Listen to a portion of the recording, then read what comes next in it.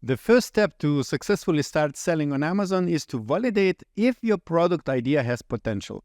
In this video, Anthony Cofrancesco from DataDive shares a streamlined workflow to help you quickly evaluate product potential. Using DataDive software and its features like master keyword list, product scoreboard, and profits, you can evaluate product ideas in just 10 to 20 minutes. If you want to try DataDive yourself, find the link below and a special offer in the video description. There is a discount for you. Check this out. Hello, Anthony. I'm really happy to have you back on Orange Click YouTube channel to help our Amazon community to succeed in what they do. And today you're here to show us a workflow that Amazon sellers could use to validate their product ideas and develop their products. And you're going to bring us a few examples to follow you along better. So before we go into it, could you first introduce yourself? What are you doing in Amazon space? And also give us a short overview of what DataDive is and how do you help Amazon sellers? Sounds good. Thanks so much for having me on. My name is Anthony Cofrancesco. I'm here with DataDive at Seller Systems. I've been in the Amazon industry since 2017. I used to work for Amazon. I launched a product. I quit my job at Amazon, moved to the Philippines and grew a creative agency for 2 years. I exited that, moved over to PickFood, and got to help grow that business for 2 years, work with some of the largest aggregators and agencies in the industry. And then after doing that, I moved over to DataDive at Seller Systems. And DataDive is the software tool. That's what we're going to be talking about today. That really helps Amazon sellers do anything they need to do for selling on Amazon about 4 times faster than traditional workflows.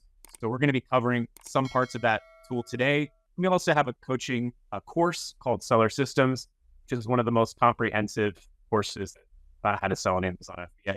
Yeah, I think sellers are loving DataDive because, of course, what helps to save time is very important because time is money, especially for Amazon sellers.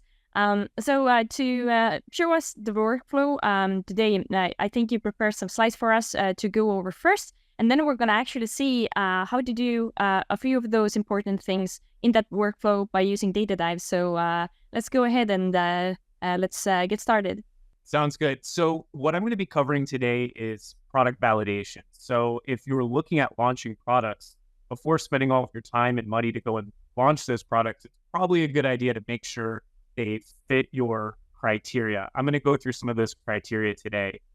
What I'm going to be doing is I'm going to show you the validation process for 3 different products, and we should be able to get through it in under half an hour. So I'm going to start sharing my screen real quick, and let's jump into it. First thing that I want to cover, though, is why products typically fail. And so being in the industry for a number of years now, I've seen a lot of launches, but I've also seen a lot of launches not go well. And so these are some of the most common issues that people have when they launch, and it's going to be all covered inside of the workflow. So big reason, number one reason I think that products typically fail is there's not enough capital and they end up running out of inventory. So how we can avoid that is accurately forecast budget required to launch. We're going to cover that today. Additionally, what we see is that there's not enough profit per sale. You're able to make a lot of money for Jeff Bezos, but you're not really keeping any money for yourself. So in order to fix this, we have to accurately account for all costs and set ROI requirements in advance of the launch. Additionally, if there's not enough aggregate search volume for a product, then that's going to fail. I like to say, I didn't come up with this, but I've heard this before. I like to tell people this. We don't sell products, we sell keywords. So if there's not enough search demand, you're just not going to get sales. So what we need to do is we need to verify inside of the master keyword list, search volume and editor levels.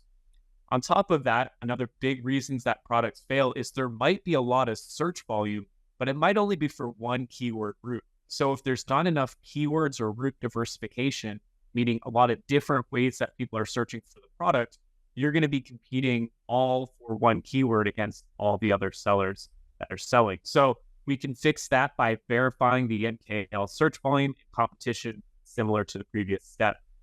Another big reasons product typically fail is that there's too many sellers that are selling the exact same thing. So what we want to do is we want to research competition and get ideas for differentiation. Next, choosing an unpopular color or design, right? Everyone else might be selling black and you might think it's a great idea to sell a hot pink version of the same product, well, there might be a reason that no one else is selling that, or it's buried in their variations on the listing. So we want to benchmark any new or original design using A/B testing before ordering our inventory. We have a couple more here. Poor quality control, that can be fixed by researching competitors, ordering samples, and making sure you do a pre-shipment inspection.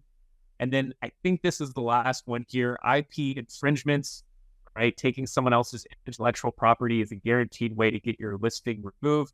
You want to make sure that you research your competitors and trademarks before launching the product. So that's a really quick overview. If I went through that fast and you were trying to take notes or take screenshots, don't worry, because Data Dive is actually going to guide you through everything that I showed with the product scorecard and the profits tool, both of which I'll show you today.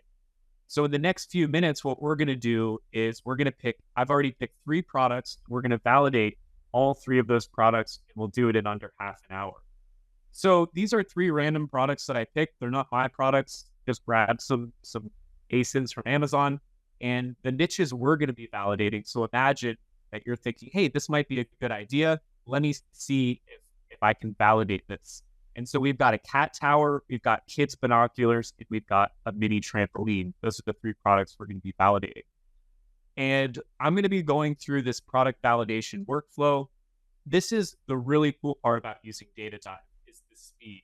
So before, if you were trying to do this manually, validating one product might take hours, or we've talked to users that they said that this process would take them days or even weeks to do.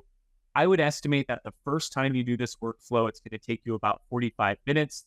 But once you've done this 5+ times, you're going to be able to knock this out in about 10 to 15 minutes.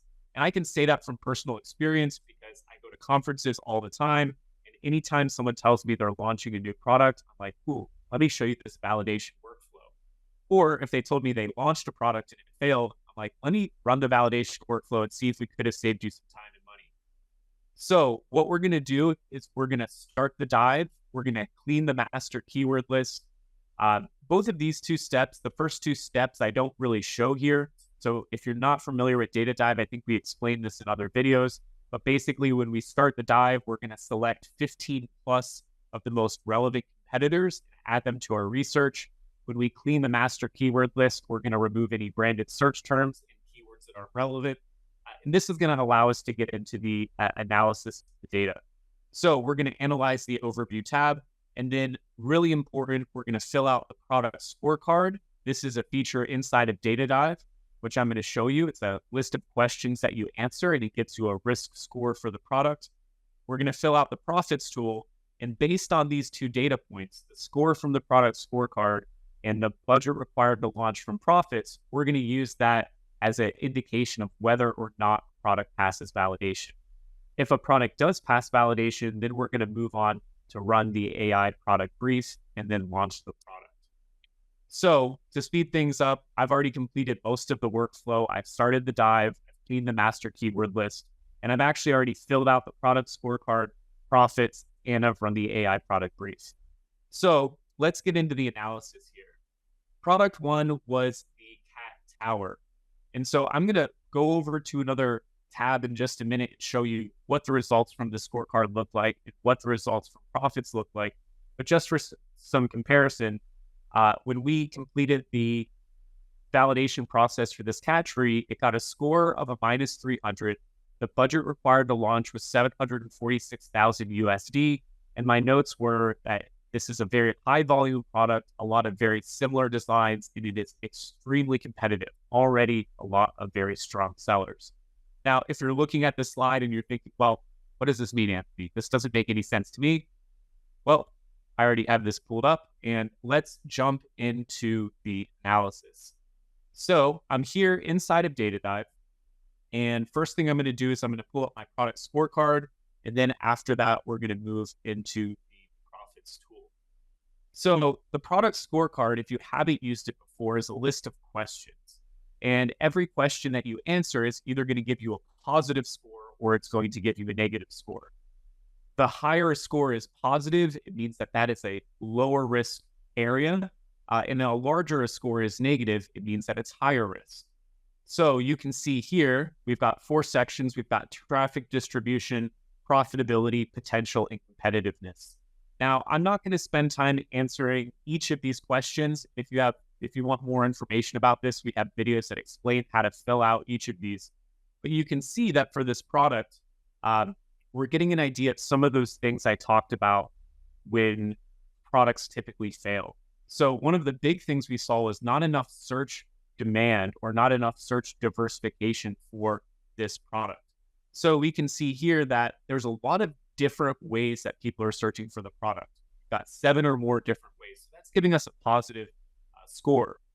But when we look at the distribution of the top 2 routes, so those are the largest search volume keyword routes, we find that they're making up more than 90% of the search volume. So for cat tree, there might be 25 different ways people search for the product, but really the vast majority of the searches come down to the top 2 routes, right? If I go a little bit further down the page, I can see that it's asking me questions about product lifecycle and ROI. We've got a bunch of questions here about potential. So this is ways that you can improve the product based on packaging, fulfillment, if you have any intellectual property. And so you can see for all of this, I basically said no, except for features. I thought that we could maybe redesign the product to add some additional features. And then these 2 questions here are super important. We've got design differentiation and design test results. So this is something that, like I was saying in the typical reasons that products fail, if you pick an unpopular color or design, it's a really easy way to lose when you launch. So what this is asking us here is there's at least X number of sellers that plan on selling the same design I plan on selling. So if I was designing an original product, I would say that my design is original, but it's not just enough to say, hey, I've got a new design, this should go well. We also have to test and see, hey, I've tested my product against the top 3 sellers and my product won what percentage of the votes. In this case, I said that we did not yet test. Now, if you're filling out the product scorecard and you have a positive score after these first 3 sections, just take a breath because most of the points are going to be lost in this section for competitiveness. So this is asking you basically how many sellers have more than 1,000 reviews, what percentage of sellers are ranked for more than 60% of the search volume in the MKL. So those are going to be your strong and very strong sellers that are marked in orange or red. Asking you things like what's the average price point, how many sellers are Amazon vendors, right? How good is the visual content? What's the seasonality for the product? How many sellers have variations? There's some of this when you're going through the first time, you kind of have to work with the wording of the questions, but it's pretty intuitive here, right? Like if you have seasonality, the more seasonal a product is, it's going to be higher risk versus if the product can be sold year round, right? It's going to be a lower risk product. So in the end, we complete the product scorecard, and I must have changed this a few times because it's showing me I had a total score of 0. But just going back here, I can assure you that when we actually fill this out correctly, this is going to give you a minus 300. Now, the next thing that we're going to do is we're going to go over and fill out the profits tool. So if I go over to the profits tool, one of the cool things that you can do is you can click on this populate button. If you just want some quick insights, I wouldn't recommend using this completely. I would go and actually get the real numbers. But what I can do is I can find a product that's most similar to the product that I plan on selling. I can click on it. And then what it's going to do is it's going to take all of the information for that product. It's going to fill it in here. The only thing that I need to do is estimate the sales velocity. And so the sales velocity is how many units I expect to sell in a month. And so it's going to give you a range here. You can see that this range is quite large. What I recommend doing is going into the master keyword list and finding a product that is indexed on page 1 for around 60% of the search volume. So that's this row right here, SV on page 1. And you can see that this seller's at 99, 92, 80.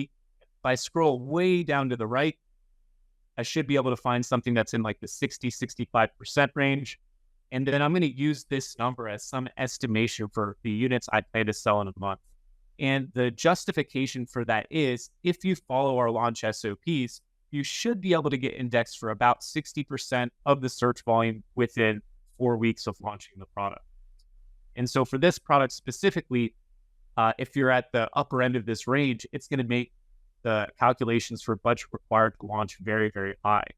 So the reality with this product is it's actually, the biggest issue is going to be if you do well, if you're able to get indexed for 60+% of the search volume, there's going to be a huge inventory requirement, even on the low end, to launch this product. So if you would try to go and launch this product, let's say with a $25,000 budget, you're almost certainly going to run out of stock, and you're almost certainly going to end up hurting your chances of having a successful launch. So I'm not going to go in and fill out each of these sections individually, but what I will say is after you select either the populate or you put in all of these metrics, it's going to give you these calculations down here at the bottom for budget required to launch. This is including a launch marketing budget as well as a cash reserve for the second order to make sure that you don't run out of stock before your new inventory is able to arrive. So I'm going to go back here to this slide. We see that in this workflow, we've got a score of a -300 and a budget required to launch of 746,000. Now, one thing I'm going to cover before I move on to the other two products is that the more of these product scorecards you fill out, you're going to be able to find a lot of these insights inside of the overview tab. So the master keyword list, if you haven't seen this, has an overview tab right here. And before even filling out the product scorecard, I could look at this and decide, this product is probably going to be too competitive just based on look at the total amount of sales volume for this niche, right? Look at the amount of units sold. I can already see this is very competitive from a review standpoint. I can see that this niche is dominated by Chinese sellers. I can see that there's already 6 very strong sellers and 5 more strong sellers. So both of these are 60 to 80+% of the search NKL.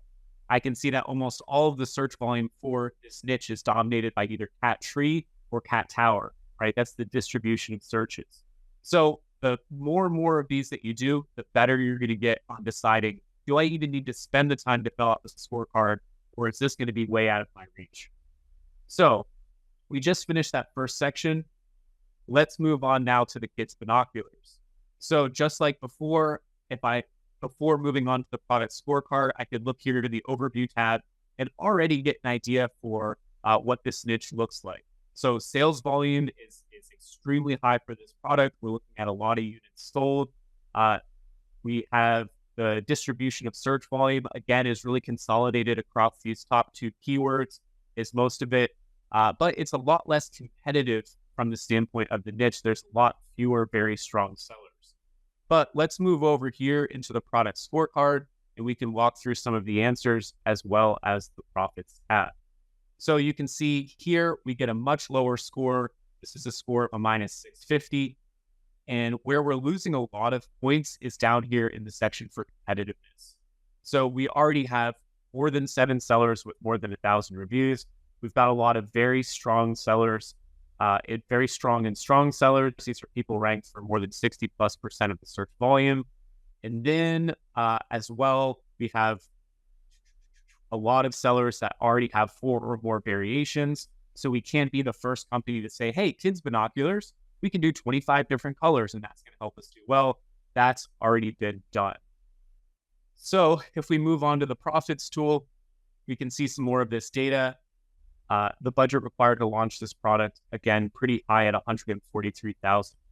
Now we can see a lot of this information again in the overview tab, but if I go to the master keyword list here, I can see that one of the biggest things that I noticed was price point of the niche. So you can see here that the average price point of the niche is $17.39. This was one of the questions in the scorecard, but you're going to notice that some of the sellers, especially the ones based out of China, are selling almost half or more below what the average price point is. So $7, $6.29. So if I'm an American seller, we've got a $9.99 here. If I'm an American seller and I find that when I run the profits tool, that I actually can't even break even unless I'm selling this thing for like $15, $16, and it's going to be something I really have to take into account when launching the product to decide, is my higher price point going to be justified? And that's something that you're going to have to look at. So moving on here, we validated the cat tree, got a -300 and a 746 budget, 746,000 budget required to launch. For the kids binoculars, we got a score of a -650, and we got a budget required to launch of 143,000. What we found were very few keywords and highly competitive. The last one that we're going to move on to is the mini trampoline. And this actually got a positive score. So we got a score of a +350, but the budget required to launch was still high at 185,000. And the notes here were that there was some potential for different style or variation opportunity, because this is the kids' trampoline. We could play around with different designs. But something that we also want to consider is that this could have high speeds due to its weight and size. So if I move over here to the kids' trampoline, I can look again in the overview tab, and just between these three examples, you're already going to notice differences. You're going to notice here that the sales volume is a lot lower. We have a lot lower competition in terms of reviews. But what I really like to see here is the distribution of search volume. So unlike the other two examples where almost all the searches came from the top two keywords, we can see that this trend is a lot smoother. So we don't just have to get sales from toddler trampoline, we can get sales from all of these other keywords, which is going to be a big opportunity for us. As well, when we look in the niche, we could see that, yes, there were a lot of very strong sellers, but there was also a lot of room, especially in the weak and very weak sellers. These are people who are indexed for 20 and 40+% of the MKL. These weak and very weak sellers were actually doing a very decent amount of volume. So this is why we viewed it as an opportunity. So when I look at the product scorecard, again, I can break down into the justifications for why we arrived at the score. And don't look at this, because this is giving me a +600. I must have changed something down here at the bottom, or I must have changed something inside of the sheet. But just imagine that this says +350. And you can see that we're getting a lot of points. This is what I was talking about earlier for traffic distribution. There's a lot of different ways that people are searching for the product, but those top two routes make up less than 50% of the search volume. And then the overall level of competition is just a lot lower. There's not a lot of sellers with more than 1,000 reviews. The average price point for this product is quite high. So like when Amazon institutes new fees or PPC prices go up, we don't go from having a profitable product to having a not profitable product. So going back to the slides here, in the end, what do we do with all of this data, and what does the score from the product scorecard mean? Well, what you're going to want to remember is that the product score, well, first thing is that you never want to launch a product with only looking at the score from the product scorecard, because all the product scorecard tells you is the risk level of the niche. The higher a score is positive, it just means that that product is lower risk. The larger a score is negative, it means that that product is higher risk. So a lot of people will ask me, Anthony, what's the minimum score that I should have before launching a product? And the answer is, well, it depends what your risk level is as a seller. If you're an established seller or you have a synergy already in pet products, you might look at the cat tree and say, you know what? This is super risky. It's super competitive, but I still feel like I can launch this. I'm going to launch this product knowing and understanding the risk level of that niche. If you're brand new, you probably want to be trying to gravitate towards scores that are high and positive. The reality is after you fill out dozens and dozens of these, you're going to get a range of scores. Some are positive and some are high. Many of them are going to be negative. But the product scorecard is only one data point that you want to look at. You also want to look at the profit tool. If I see something with a really high budget, with a really high score on the scorecard, for example, this trampoline, but I don't have $185,000 to launch this product, well, it doesn't matter. Right? It doesn't matter how good the score is. I don't have $185,000 to launch this product, so I'm not even going to attempt it. So you really want to look at those two options, and then if it passes your criteria for the risk level and then the budget required to launch, then you would move forward with launching the product. Okay, sounds good. Well, thank you so much for going over the workflow and showing the criteria to validate and analyze the product ideas. I think everything makes sense, and I like how different features work together in DataDive, so you actually get the information to answer those scorecard questions from other features of the tool. So you don't have to, search for information elsewhere. Everything is inside of this one place. So actually, maybe now it's a good time to explain also how DataDive works. So you showed us different features, master keyword list. You also showed this product scorecard and also the profits feature. So if people sign up, do they get access to all of these features, or there are different plans available? How does it work? You get access to everything, and we have 3 different plans. We have a starter plan, which is $40 USD a month. I think you get a 20% discount with Orange Click. It's really just for starting out. It's like you just want to get your hands dirty using the tool. Most people will be on the standard plan, which the standard price is $150 a month. And then you're going to be given a bunch of credits every month. So with the standard plan, it's enough to add 1,000 competitors to new research every month. And as well, you can track 1,000 keywords with RankRadar. But you can use all of the features even with the standard. It's just if you run out of credits, it's going to ask you to either buy more credits or upgrade to a larger. Okay, all clear. Yeah, if you want to check out the tool, then definitely we have the link in the video description below as well. So go ahead and check DataDive out if you are not yet a user. And also, if you have any questions about product validation or this workflow Anthony just showed, leave a comment below as well, because I'm sure Anthony is more than happy to come back to the video and answer your additional questions as well. And before we go, I also wanted to say that you mentioned a few times during the video that indeed, we do have other videos on our Orange Click YouTube channel about using DataDive, and some of those first steps that Anthony kind of already was completed before going to the steps you showed us today. So definitely check out other DataDive videos as well. So Anthony, thank you so much for taking the time to come here today and show us the workflow. Thanks so much, Lisette. I hope this video will help you to validate your product idea and successfully launch it on Amazon. If you want to try DataDive, you will find the link and a special offer below in the description. It will give you 20% off for the first 2 years. And if you want to see more content like this, don't forget to hit like and subscribe. And of course, if you have additional questions about the content you just heard, use the comment section below. And now I recommend you to watch another video where you will learn how to do Amazon keyword research using the same DataDive app.